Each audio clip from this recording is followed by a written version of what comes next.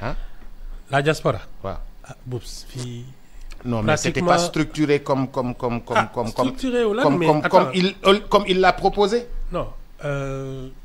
Les gens qui travaillent à l'étranger, souvent, ce sont ce qu'on appelle ici joliment les soutiens de famille. Tous les mois, ils envoient de quoi faire vivre leurs proches. Apparemment, c'est beaucoup plus que l'aide publique au développement. Hein? Souvent, ils construisent des infrastructures quand l'État est défaillant. Oui, au Fouta, ils ont construit beaucoup de centres de santé. Et c'est là que on revient à la base de départ. Oups.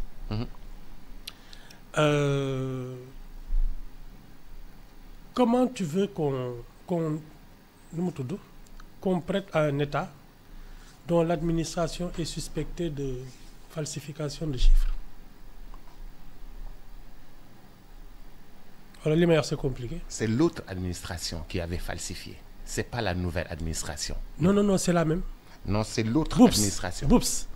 L'administration de Senghor et celle de Diouf et celle de Wade et celle de Macky Sall et celle... C'est cette culture-là. L'administration, c'est une culture, c'est pas des hommes. C'est une culture. Parce que les générations se succèdent. On est d'accord ou on n'est pas d'accord? Oui, on est d'accord que... Voilà. Donc, dès que tu jettes un trouble sur la transparence de l'administration, mais après ça, on est level État Sénégal, l'idéal bailleur de fonds avec nous, mais ça peut être aussi valable pour les trucs. Première chose.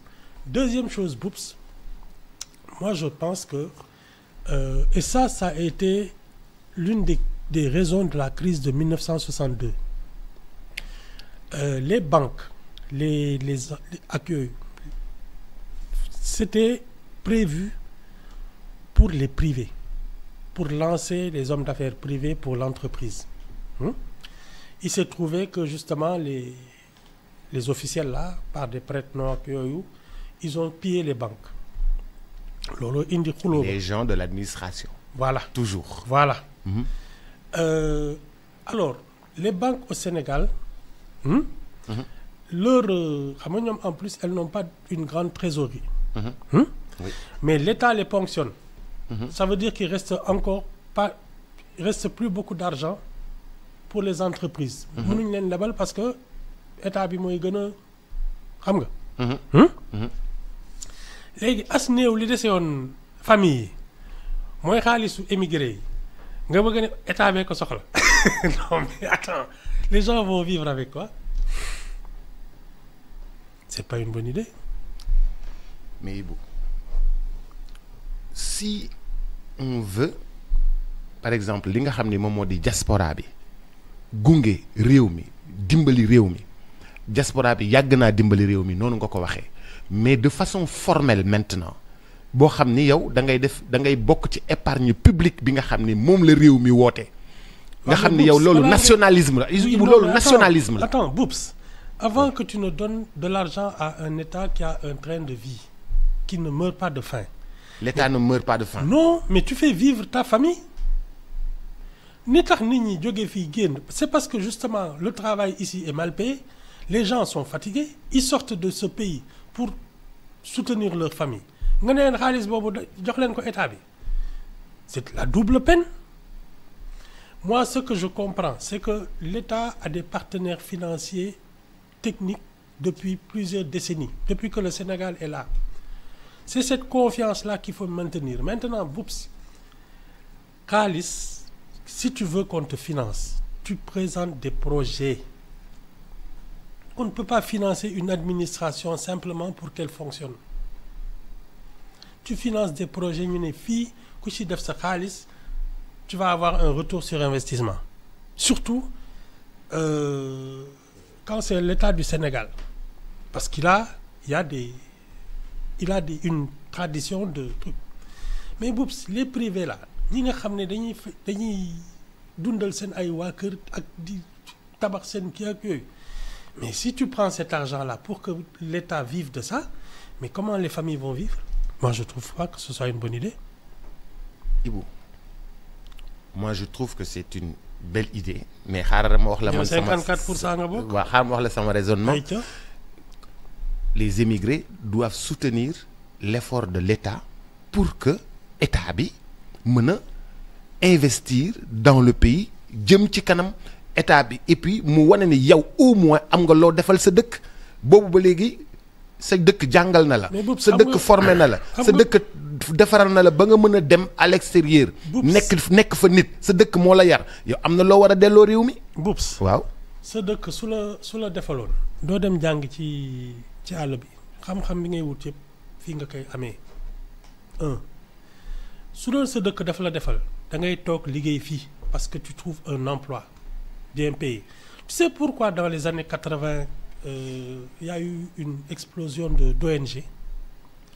Parce que dañu dem ba nga xam ne les gens se disaient tout l'argent pour les projets de développement soo ko versé état bi directement c'est compliqué. Ils ont préféré justement ce système des ONG qui finançaient des projets de développement. Boubs, un état a pour moi a une mission, c'est celle de mettre les privés, les citoyens dans des conditions optimales de travail et de développement.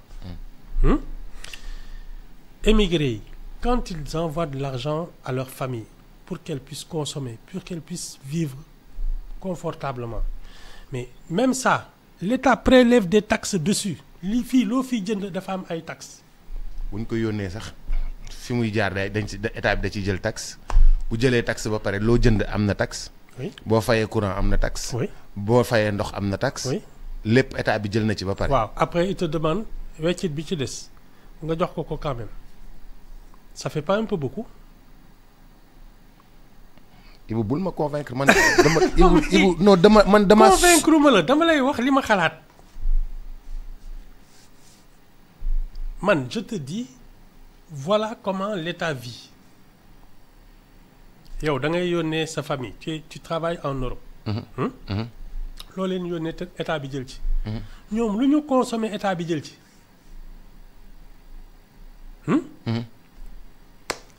léegi nag jël na ay taxes ak ay impôts ak ay yooyu. après it di weccit bi des. lebal ma ko. loolu de la. waaw mais Ibu xanaa yow au moins man satisfaction bi nit bi di am ne man lebal naa sama dëkk à la place de FMI à la place de truc à la place de day fekk mu xaj. waaw mais loolu la wax vos économies li ngeen denc. mais Boubs. Ces gens-là qui sont obligés d'aller à l'étranger s'installer là-bas pour travailler c'est pour avoir une meilleure qualité de vie ñoom ak seen ay mbokk. Moi quand j'entends parler d'économie pour ces gens-là ça m'étonne parce que Boubs su doon am nañu lu ñuy denc foog naa ci seen waa kër lañ koy def. Tu prépares l'avenir de tes enfants parce que les études coûtent cher. Non déglu rek l'État sénégalais ne nous donne pas les garanties que ñun soo fi nekkee fii ak sa njaboot ils pourront suivre toutes les études supérieures qu'ils veulent. Tu n'es pas sûr que quand tu vas dans un hôpital on pourra te soigner parce que après day compliqué. Ñii ils sont obligés de sortir du pays pour avoir certains soins. On est d'accord da ngay nekk ci biir dëkk bi soo demee ba am ay tuuti ki tu es obligé d'avoir un service de sécurité chez toi parce que l'État est défaillant. Mais oups, ça fait beaucoup.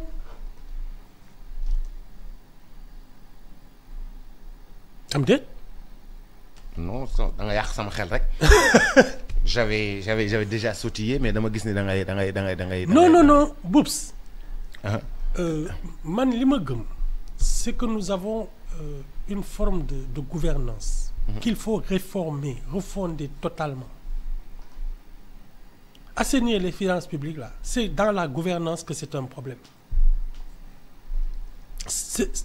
Boubs, si on gouverne mal, tout l'or du monde va entrer comme dans un puits abyssal. Si on fait les choses bien. Si tu fais les choses bien, da ngay wàññi comment dire ça? Même tes charges, tu vas te rendre compte que da ngay wàññi. Tu vas permettre aux gens de créer de la richesse et les impôts que tu leur fais payer hein, ça te fait fonctionner man loolu laa jàpp. sama kilifa gi mu ne 75% de l'argent envoyé par les émigrés vont vers la consommation courante et 25% vers l'investissement, surtout vers l'immobilier. C'est donc une fausse bonne idée de penser que l'argent des émigrés peut financer des emprunts de l'État. ah man kat da nga dëgër bopp. yéen grand yi da ngeen maa bëgg a yàq rek. non non non non non Boubs. ouais. C'est pas fait pour ça. C'est pas fait pour ça. Moi, j'aurais compris qu'il y ait des hommes d'affaires sénégalais qui disent nous, on veut. Yirim Sow vient de le faire. On veut investir. Yirim Sow vient de le faire, qui lance des emprunts, des trucs sur son Telium. Ku bëgg ñëw jënd ay actions et puis dans 3 ans, dans 2 ans nga am say intérêt. Moom il crée des banques. Il crée des banques, il crée Voilà. des hôtels, Voilà. il crée de la richesse, Voilà. il crée de la valeur. léegi nag ku mel noonu.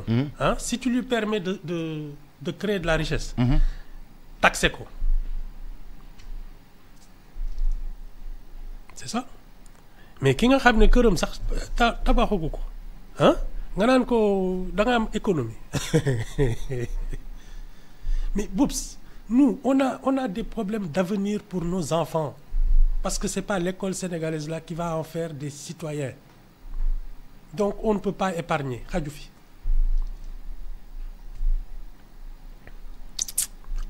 xale yi de léeg-léeg ñu xool benn école ne la cette université semble bien c'est ko nga ne ko c'est combien l'année mu ne la 9 millions 9 millions l'année mu ne oui sans l'hébergement sans l'hébergement C'est exactement ça. sans l'hébergement sans la restauration et sans le transport. Université waxuma la privée mais université publique en Europe yi nii. Tu ne fais pas moins de 6-7 millions par an. C'est l'université publique.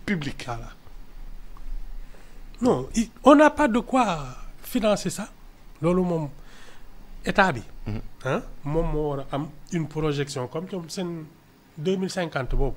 ah s'il y a de vrais projets les bailleurs traditionnels vont venir, les investisseurs yi nga xam ne ils ont beaucoup d'argent. mais Ibou jubóoguñu ak FMI ba tey. Le problème c'était de ne pas se chamailler avec le FMI. On s'est pas chamaillé. Mais Le Premier ministre a dit la vérité. Ah, non, mais le président lui a dit, dis la vérité. La vérité, c'est que les chiffres ont été truqués.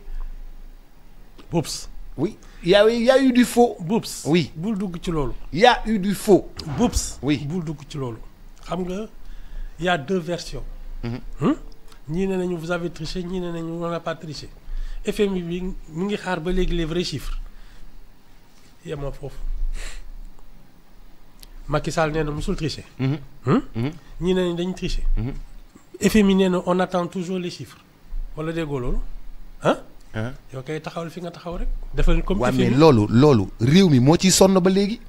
Il fallait pas mettre en doute la crédibilité de l'administration. C'est ça.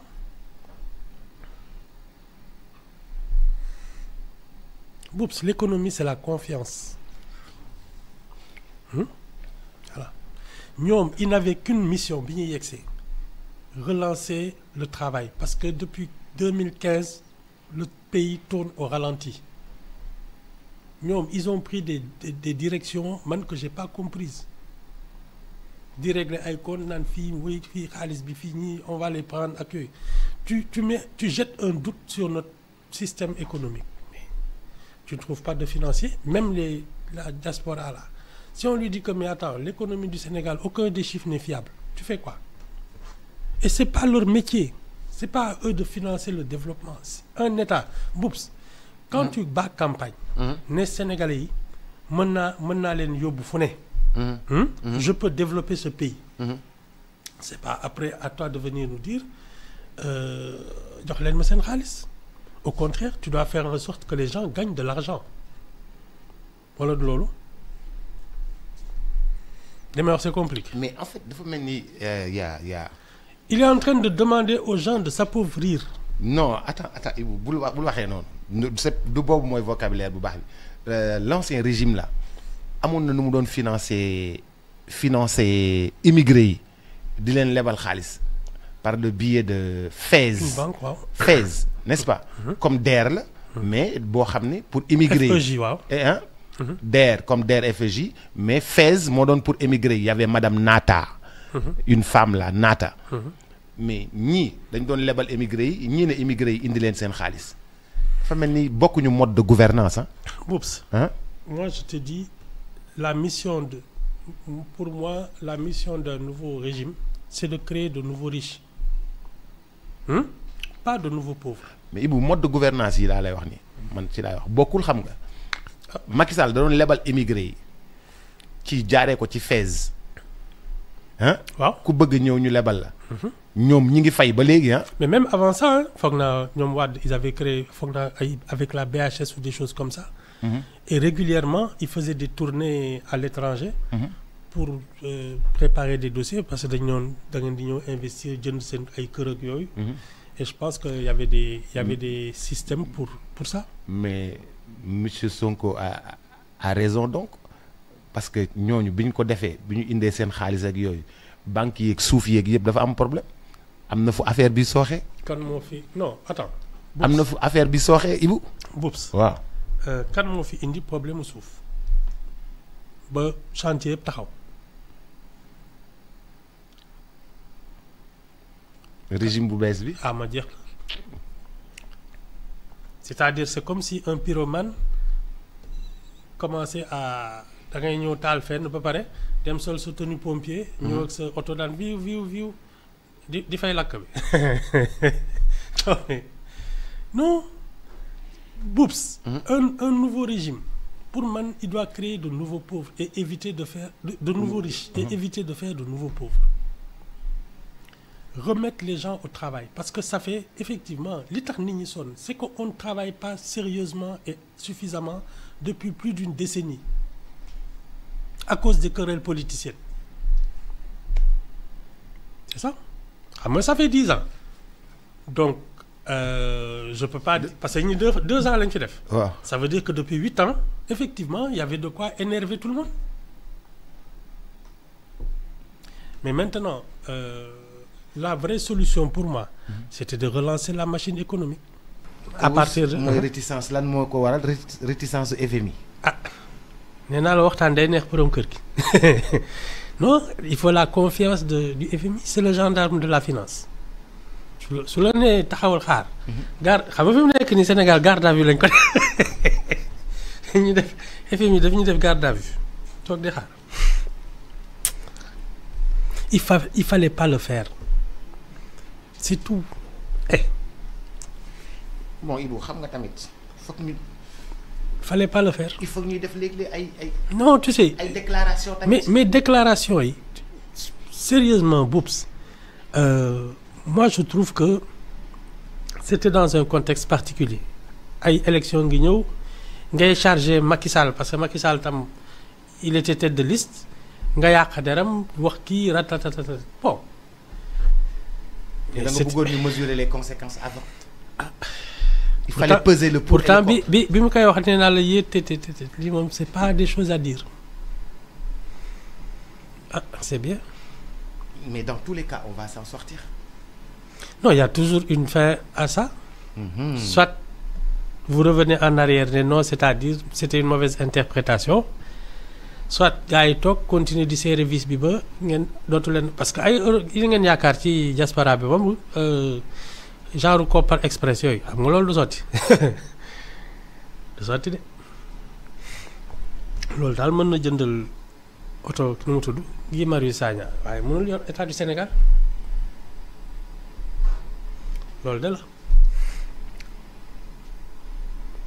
vous pouvez continuer nag sur cette voie xam nga les bailleurs sont des institutions qui datent de 45. Elles ont tout leur temps ñoom ak Sénégal. ñoom ak Sénégal elles ont tout leur temps dañuy tegle seen tànk xaar.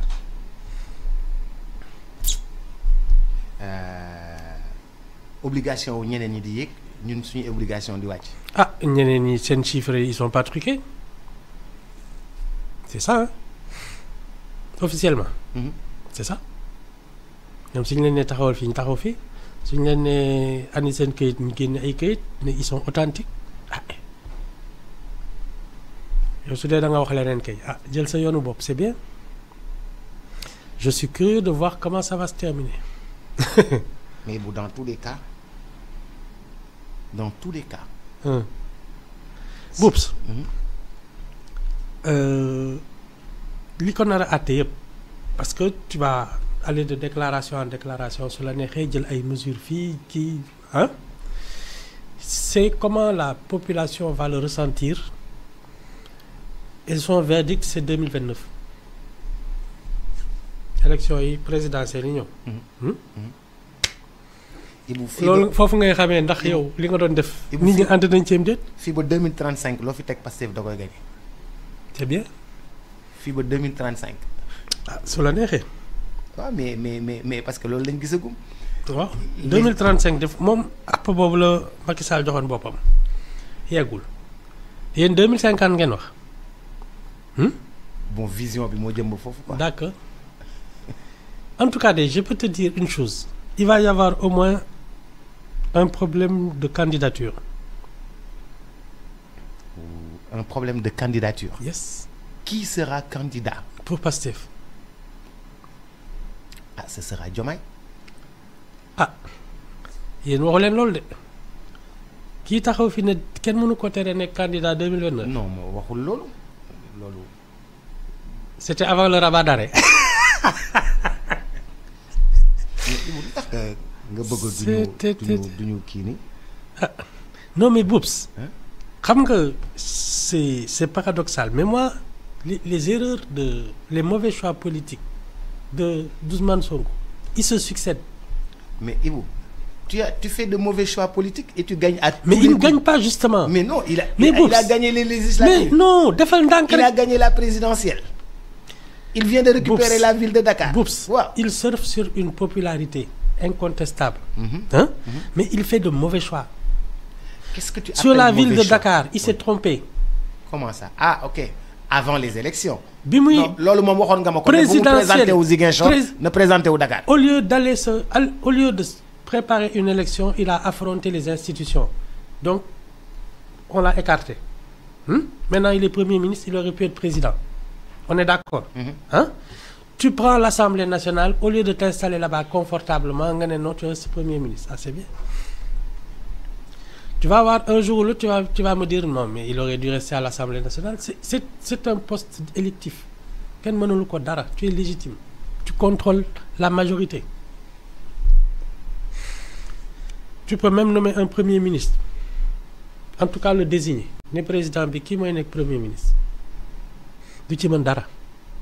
Sinon, ku ñëw nga censuré ko. Alors, il a fait un mauvais choix. Comme ce qui se passe en France. France ku ñëw ñu censuré la. Nga dem ñu wuti keneen. Quand tu perds une majorité, c'est terminé. Hein? Ah, tiens, continue leen rek. Ouais, mais Ibou. C'est comme les déclarations par rapport au truc, c'est un mauvais choix. Les chiffres trucs là. C'est une erreur. Voilà. Dis-moi. Tey. ñun fii ñu toll. xam nga Pastef moo dominé. yow ban opposition nga fi gis fii amul opposition. Je ne pense pas que Pastef domine. Xam nga lan moi. Il y a un ressentiment général. Et les gens jusqu'à présent se disent ñun li ñu nekkee c'est le régime précédent. Mais Ibou loolu la ñuy gis. waaw mais saa yoo yow ñu ne régime précédent bi moo détourné. régime précédent bi moo détourné. régime précédent bi moo détourné. régime bi moo sàcc régime bi moo luubal régime bi moo kiiwal kon kay. léegi il faut avoir du discernement entre un parti politique organisé structuré et qui gouverne qui sait gouverner et quelqu'un qui est populaire et qui surfe sur le mécontentement. C'est pas pareil. Parce que le mécontentement là, soit leen ko fajul fii leeg 2029, il va se retourner contre vous. Parce que ñi mer nañu ba léegi. Ba léegi nit ñi seen mer wàccagul. Boubs laajal les gens aujourd'hui qui ont les pieds dans l'eau depuis plus d'un mois ndax seen xol sedd na. ce mécontentement-là, s'il persiste, il va se retourner contre les gouvernants.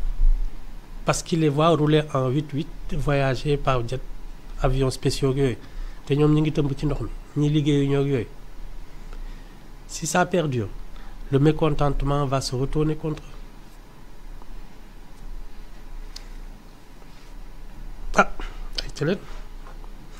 il faut se mettre au travail. Loolu laa leen gën a gisal. Régler les problèmes des Sénégalais.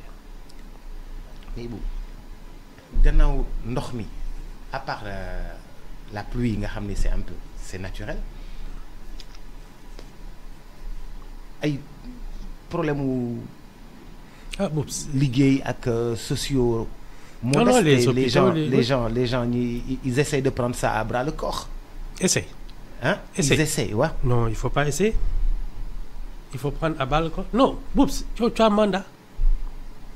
Xam nga doo taxaw élection présidentielle wala législative ni dinaa jéem da ngay ne mën naa régler seen problème.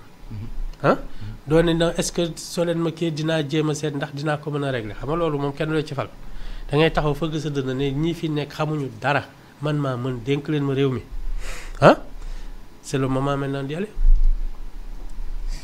Bon xaw na yàgg de gisaguñ dara nag affaire bi xaw non mi ngi commencé def nag 1 an 8 mois non. Ah. Non c'est tu sais le vrai problème Boubs c'est que ça se conçoit avant même d'être élu. Le projet. Oui.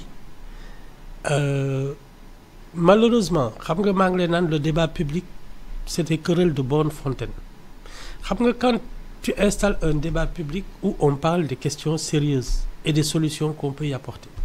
Ne la par exemple l'école voilà comment on la conçoit. Le système de santé voilà ce qu'on va en faire. Comment relancer l'économie. Nga xam ne da nga ciy débat ba tëggante dënn avec les gens qui sont au pouvoir naa leen yéen xamu leen dara nii ngeen koy defee c'est pas normal nii lañ ko war a defee déjà tu as mis en branle ta réflexion donc dès que tu arrives tu la mets à exécution mais ñii je ne pense pas qu'ils aient conçu quoi que ce soit xam nga dañu toog fii ñu ay quelques mois ñu naan projet bi c'est-à-dire ñu ngi koy bind loolu déggoo ko fi en plein conseil des ministres voilà. soobee yàlla sama xel mi doo ko yàq tey. seen guy bi de la. soobee yàlla sama xel mi doo ko yàq tey. waaye guy bi. mais Ibou projet bi.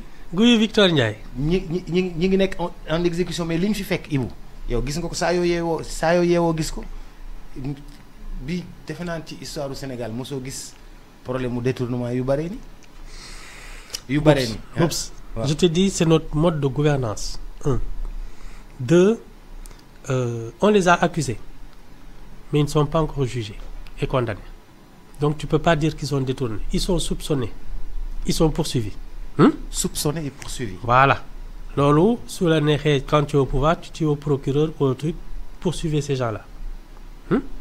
Maintenant su ñu demee ba au moment du procès ku ne génne say këyit ba ñu wax ci ngay xam ndax. ils avaient justice tranchée.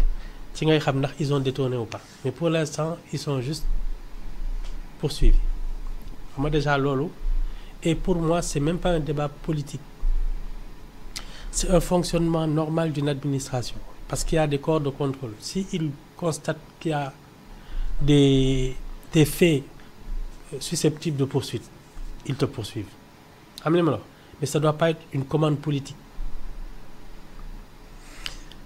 D'abord ça c'est un problème. Moi je dis et puis dès qu'ils sont arrivés au pouvoir ñoom ils ont voulu remettre en question même notre architecture institutionnelle naan justice bi il faut ñu toog waxaat ci oups on n'a pas ces problèmes. C'était une erreur aussi parce que s'il y avait des problèmes avec notre système judiciaire il y aurait pas d'alternance du mës a am alternance voilà on en a eu 3 alternances donc pour yow kon justice bi amul woon problème. Il y a aucun problème. C'est pas nos institutions ce sont les hommes qui sont censés les incarner et je te le dis toujours ñun notre vrai problème c'est que chaque fois qu'un régime arrive au lieu de voir les gens se mettre à la hauteur des institutions se bonifier ils disent que les institutions ne sont pas adaptées à eux et ils les changent ku ñëw def sa modification constitution wàññi fii yokk faleeg yooyu ils les ramènent à hauteur d'homme alors que da nga nanga ñëw ñu ne la président de la République c'est ça nga góorgóorlu ba toll ci loolu mais pas l'inverse donc déjà la direction qu'on a empruntée n'est pas la bonne. Pour moi, notre problème, c'est un problème de développement économique. Comment faire pour que les gens puissent créer de la richesse? On n'a que ça. Parce que ñi mer, c'est parce qu'ils ont les poches trouées. xam nga Sénégalais boo xam ne guddi gu ne mu reeree ganaar du tal sax voisin. C'est ça? On a des poches trouées. Comment faire pour que les gens là gagnent bien leur vie? Et c'est ça le rôle d'un État, d'un régime. Permettre aux gens de créer de la richesse. Ils sont en train de créer plus de pauvres. Avec tous ces taxes, avec les taxes tout azimut? Bon, les taxes, mais c'est tout azimut. Non, mais pour moi, les taxes, tant que les... ñi ngi créer yeneen yu bees. Man, ce que je reproche aux taxes, c'est qu'il faut auparavant créer un nouveau système d'enrichissement. Parce que quand tu taxes quelqu'un qui a de l'argent, c'est pas un problème. Boub, soo doon gagner ay milliards tey ñu ne la 25% sax mais tu fais du profit. Mais ça ne te dérange pas parce que tu sais que l'environnement qu'on a créé t'a permis de gagner ça. Donc tu payes. Mais si yow l'environnement ne t'empêche pas de créer de la richesse et ensuite ce que tu arrives à gagner comme ça bon an mal an ñu koy foqati sa loxo mais c'est un problème te ñun looloo ñu dal.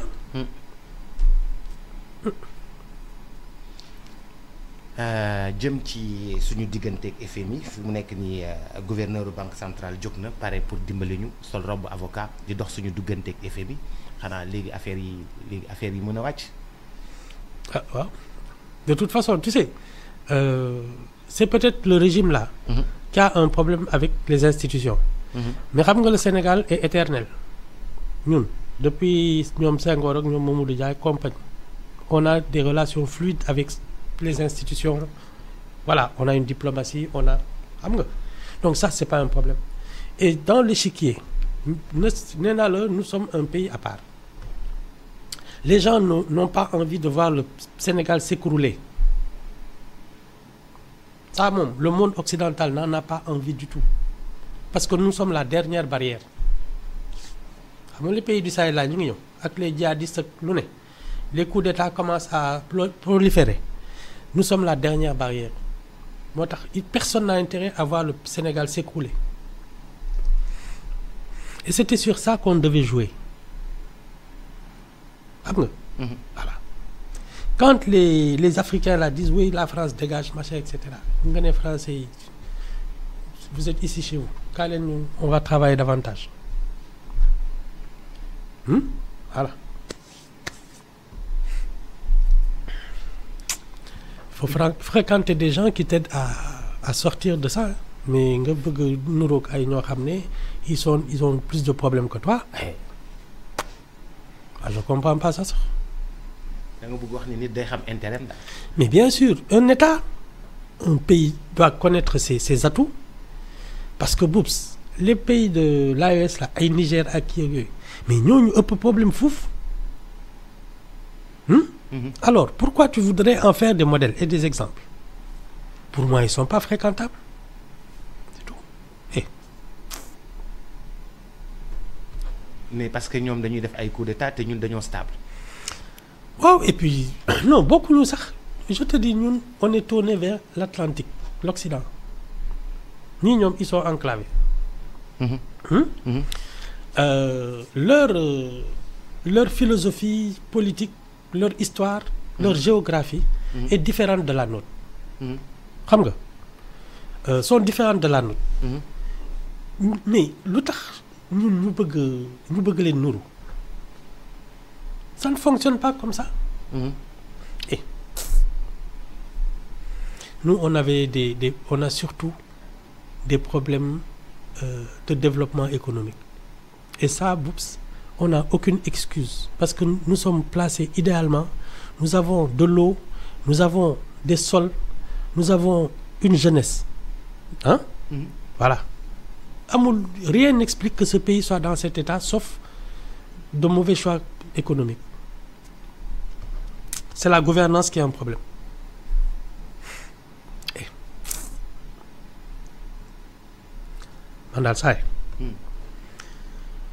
Man, j'ai pas les nerfs assez solides pour être sénégalais, quoi. Non, non. Chaque jour, chaque jour, nous stressons. Les stressés.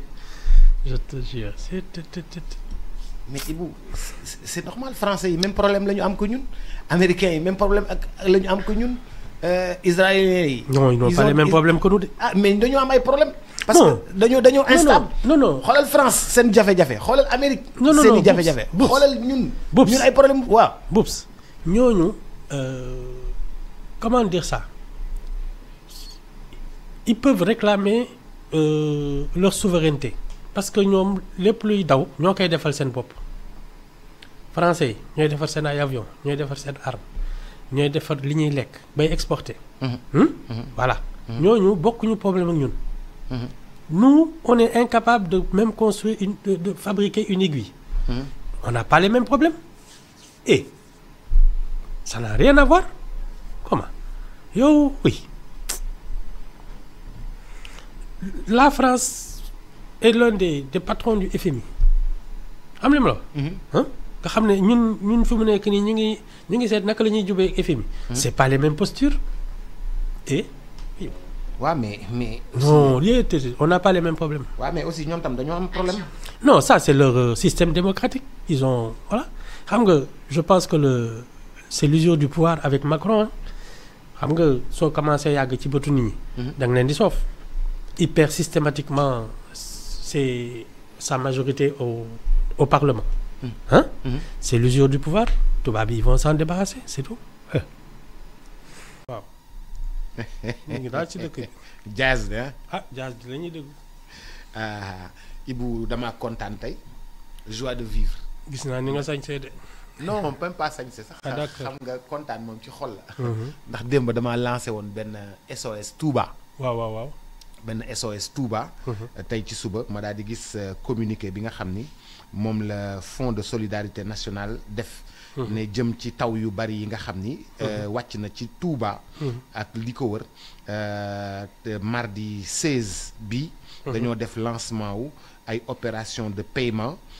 ci programme li nga xam ne moom moo di inondation yi ne dinañuy jàppale financièrement 2447 ménages sinistrés à hauteur de 461 millions de francs CFA loolu dama ci bég bu baax a baax ndekete réew mi ak ñuy bàyyi xel ci li nga xam ne moom la ñuy def kon macha allah. À ton avis xaalis bi c'est pour aider les ménages. injecté ko. mais yow Boups. C'est-à-dire li dafa mel ni hors sujet. Les gens ils n'ont pas besoin d'argent ils ont besoin de sortir de l'eau. Est-ce que nga foog ne xaalis bi mën na leen génne ci ndox mi. Avant de sortir de l'eau il faut. non def ay tentes lekk nekk fenn ba pare aider les sinistrés nga xam ni seen kër ndox mi da koo nangu ñu jox leen au moins 461 millions à partager pour 2447 familles mais Ibou c'est déjà quelque chose au moins. man daal man xam nga man li ma jaaxal ci sa compagnie gi. mooy sa gars yi li ñu def baax na loolu ma jaaxal. non mais Boups. mais man Ibou maa fi doon woote wàllu démb. waaw d'accord mais xam nga pour man les sinistrés là. Ils ont besoin de retrouver leur maison, leur environnement et se sentir en sécurité. Hein? Je ne pense pas que l'argent dans ce contexte-là serve à quelque chose. Tu vas acheter quoi pour faire quoi? Ils ont besoin de retrouver leur environnement naturel et normal. Mais Ibou man su ma jiite woon armée bi laay yëkkati ñu dem def tente yooyu tente yi Ablaye Wade defoon fii nii. waaw. wetu Kantiaroy. waaw bi jaxaay amee. waaw. def ay tente. yow loolu nga wax xam nga. waaw man noonu laa ko xalaatee. waaw d'accord mais yow li nga wax. bokkul ak def ay tentes wutal leen foo xam ne mën nañ. fa la ñuy nekk en attendant def ay tentes. yow li nga ma wax. dem joxe xaalis ça ne sert à rien. Ibou, ma joie de vivre da nga koy dagg. non mais attends Boubs les gens qui ont les pieds dans l'eau boutique yi tëj ak yooyu lu ñuy doy xaalis. ils ont besoin de se retrouver quelque part à l'abri ba seen kër yi mën a dellu si fu ñu nekk. ça ne sert à rien de donner de l'argent. oui mais man sama Boubs c'est comme si yow tu trouves quelqu'un dans un désert. nga jox ko xaalis foofu amul boutique amul dara. ndox la bëgg. waaw à quoi ça sert. mais Ibou c'est déjà un appui au ménage. xaaral rek d'accord mais man li doon sama idée man bi may wax au secours man armée lay xalaat. plan Orsec dafa am. waaw mais bi Ibou xam nga yow da ngay wax sa bos man ma wax sama bos armée bi dem def fa 2000 tentes xam nga armée bi am nañ loolu en 24 heures dañu lay installer 2000 tentes installer le 2000 tentes nit yi nekk ci ay tentes yoo xam ni dinañ ci mën a dëkkandiku en attendant xaalis bi ñu jox leen ko ñu mën a togg foofu lekk foofu xëy na sax seeni fourneau yooyu ngi fële wala sax armée bi jox leen ñu lekk. ak non c'est exactement ça xaalis bi c'est pas nécessaire. yow li ngay wax nii. ils ont besoin parce que dañu tumuranke ils ont besoin d'aide c'est-à-dire effectivement. logistique. mais armée bi am na ko man dama xamul lu ñuy xaar. armée bi am na loolu. non yow li nga wax banaan da nga ci kontaan mooy ñii dañ dem di séddale ay xaalis. ça sert à quoi. non mais lii bi ma ko gisee dama au moins si voilà c'est un petit geste. mais Ibou armée bi dafa war a jóg dem def ay tàntam teg ay tàntam parce que ñun bi ñu nekkee éclaireur dañuy dem ci àll bi en quelques minutes ñu daal di def 30 tentes ñu samp ko jël suñuy weñ samp 30 tentes ñëpp nekk ci tente bi ñu def suñu camp pendant 10 jours dindiwaat tente yi def ko suñu sac à dos ñibbisiwaat mais xanaa armée bi nag am na logistique boobu am na oto yooyu. am na kii yooyu je te parle même pas de l'armée mais boobu fii vendredi bu nekk nga gis ay borom bâche yu installé ay xew. mais alors élan de solidarité doo dem ñu génne leen foofu ci ndox mi teg leen fu wow dugal leen ci ay kii. en attendant mais attends non lii nga may wax moom vraiment xaw ma ban njëriñ la am. ñoom suñu jëloon xaalis boobu. ne ñi nga xam ne ils ont des. jël ko jox ko armée bi. borom bâche yi. waaw borom bâche jox ko borom bâche yi. waaw ñu déménager ñu génne leen ci ndox mi yóbbu leen fu wow. waaw en attendant ñu génne ndox mi defaraat yëf yi. je pense que c'était plus intelligent mais dem jox ay ñoo xam ne boops tu as de l'argent tu as fait quoi. ñëw ñu tëmb ci ndox meeg yooyu nga xam ne boutique yeeg yëpp a tëj. marché amul dara amul. tu leur donnes de l'argent ça fait quoi. Ibou man sama joie de vivre nga yàq. mais non tu sais léegi c'est comme en fait. je pense qu'on n'a pas vraiment conscience du sinistre. ce sont des sinistrés. sinistre. waaw. voilà. ñii fi mu nekk nii am na ci parce que tu sais les eaux là. ils ont besoin d'assistance médicale. ils ont besoin d'assistance logistique fu ñu leen di dalal fu ñu leen di kii seet ndax il va pas y avoir des épidémies. des épidémies ouais. Ils ont besoin de ça pas d'argent. Ils ont besoin d'action. mais Ibou loolu dafa yomb ci réew mi dafa yomb ci président dafa yomb ci premier ministre mais qu'est-ce qu'on attend en fait normalement c'est très facile. man daal boobu man kenn faluma donc vraiment ñi nga xam ne dañ la fal tu as la charge de ces problèmes là. soo ko deful nag c'est pas man de moom ma ci dara je n'ai aucune légitimité mais je trouve que dem di joxe ay xaalis ñoo xam ne vraiment ils ont besoin d'action lii plan Orsec da nga leen tu sais des comment on appelle ça. dañ leen war a dajale fenn avec des trucs de transport. génne leen foofu yëpp installer leen fenn. camping. genre yooyu. waaw ah. waaw ba problème seen problème réglé ñu seet naka la ñuy delloo seen kër. ils n'ont pas besoin d'argent. ils ont parce que dañu tumuranke et